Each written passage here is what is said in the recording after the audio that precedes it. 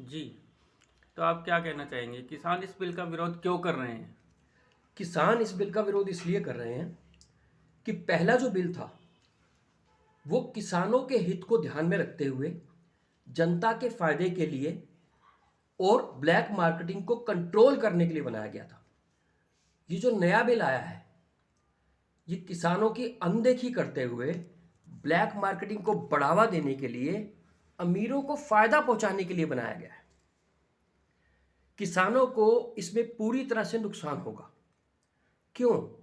पहले जो कानून था उसके मुताबिक किसान अपनी फसल को सीधे सीधे सरकार को बेचते थे, सरकार को उसे लेना ही होता था। मंडियों में वो अपनी फसल को एक फिक्स दाम पर, मिनिमम सपोर्ट प्राइस जिसको हम बोलते हैं, न्यूनतम मूल्य जो सरकार फिक्स करती थी उस पर सरकार उसे खरीदती थी। वो अपनी जो भी फसल, धान, मक्का, गेहूं, वो सब सरकार को बेच देते थे। नए कानून के मुताबिक ये कहीं नहीं लिखा गया कि सरकार उसे खरीदेगी, बल्कि ये कहा गया है कि अब आप किसी को भी बेच सकते हैं। यानी किसान किसको बेचेगा?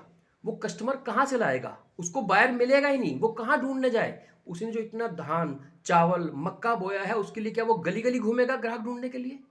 उसे कस्टमर मिलेगा ही नहीं, तो वो किसको बेचे? उसे कौन खरीदेगा? उसे बिजनेसमैन खरीदेंगे, सरकार बताती है जैसा कि। तो बिजनेसमैन उसे अपनी मर्जी से खरीदेगा, जिससे चाहेगा उससे खरीदेगा। जैसा कि कानून में ही है कि जो चाहे, जहां चाहे, जैसे चाहे, जिस रेट पे चाहे बेच सकता है। इसको समझिए आप, इसका मतलब सीधे सीधे बिजनेसमैन को फायदा। वो जिस किसान से चाहेगा सामान खरीदेगा। उसके खुद के ही खेत है बिजनेसमैन के, वो अपने खेतों से खरीदेगा या बड़े बड़े किसानों से खरीदेगा। छोटे किसानों से वो क्यों खरीदेगा? और खरीदेगा भी तो अपनी मनमर्जी के दाम पर खरीदेगा, जो कि कानून में लिखा गया है। यानी किसान कहां से सामान बेचे, किसको बेचे, उसके लिए बहुत बड़ी दिक्कत आ जाएगी। पहले उसके पास गारंटी थी कि सरकार उसका सामान खरीदेगी, लेकिन अब कोई गारंटी नहीं है। इसलिए वो विरोध कर रहा है। वो सरकार से चाहता है कि मुझे एक गारंटी दी जाए कि मेरा सामान सरकार खरीदेगी और कम से कम इस दाम पर खरीदेगी। ये उसको डर है। लेकिन इसके अलावा इसमें पब्लिक का भी नुकसान है। पहले जनता को फायदा था क्योंकि इसकी ब्लैक मार्केटिंग नहीं हो सकती थी।